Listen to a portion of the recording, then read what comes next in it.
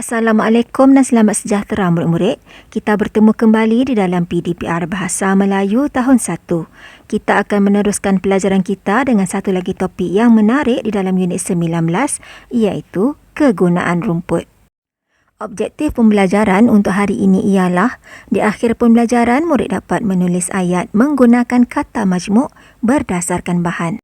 Jika murid-murid semua telah bersedia dengan buku teks masing-masing, mari kita buka halaman 121. Di halaman ini merupakan sebuah teks berkaitan tentang kegunaan rumput hiasan. Di samping itu juga, jika murid-murid dapat lihat, terdapat tulisan yang diwarnakan dengan warna biru yang mana ia merupakan kata majmuk. Tugas murid-murid adalah untuk memerhatikan gambar dan membaca teks, kemudian membina ayat menggunakan kata majmuk berdasarkan bahan yang diberi. Baiklah murid-murid, sebelum kita teruskan dengan aktiviti, mari kita lakukan sedikit ulang kaji tentang kata majmuk.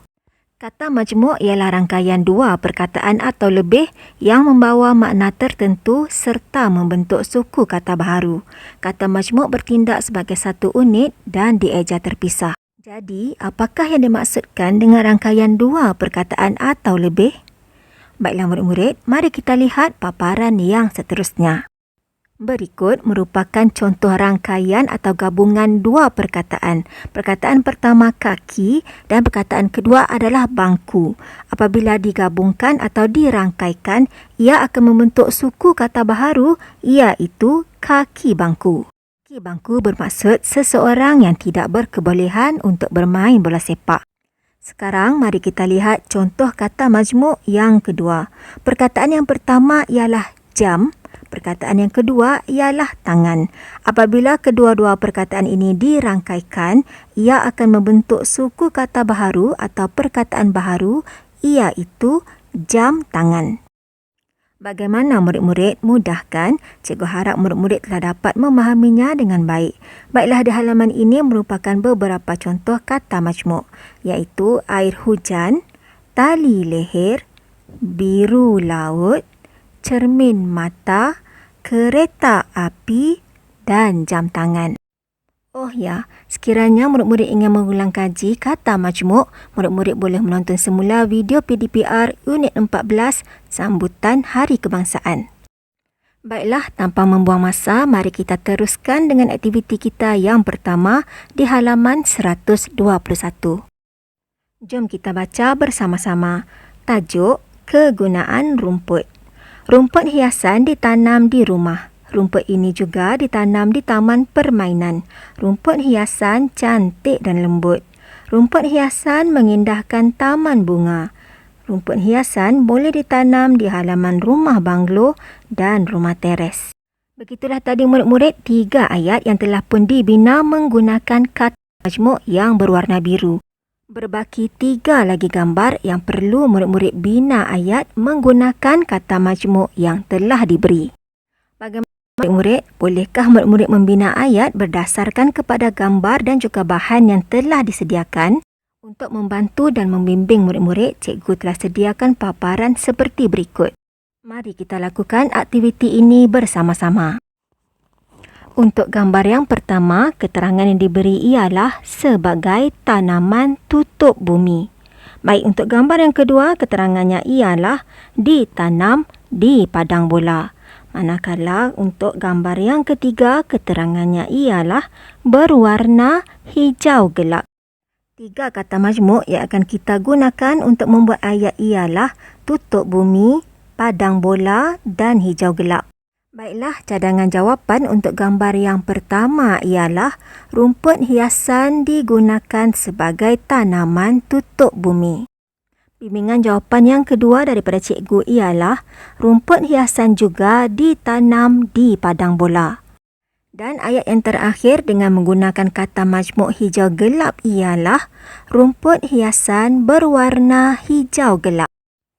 Tahniah sekiranya murid-murid telah berjaya membina ayat menggunakan idea dan juga perkataan murid-murid sendiri. Lengkaplah sudah kesemua ayat kita.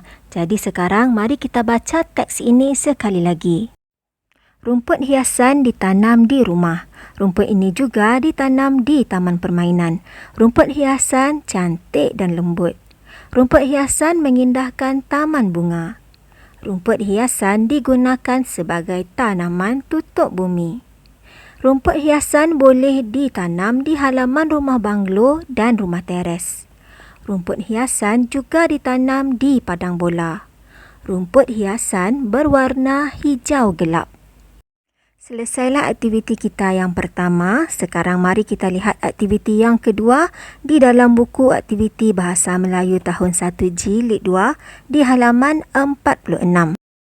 Aktiviti 4, arahan, tulis kata majmuk yang sesuai. Tugas murid-murid adalah untuk membaca teks, kemudian perhatikan gambar dan tulis kata majmuk yang sesuai berdasarkan kepada gambar yang telah disediakan. Murid-murid lihat gambar terlebih dahulu, kemudian fikirkan apakah kata majmuk yang sesuai berdasarkan gambar tersebut. Wah, nampaknya murid-murid semua telah bersedia. Jadi, mari kita semak jawapan bersama-sama. Kepentingan pokok. Pokok sangat penting kepada manusia. Manusia boleh membuat pelbagai bahan daripada pokok. Pokok juga penting kepada alam sekitar.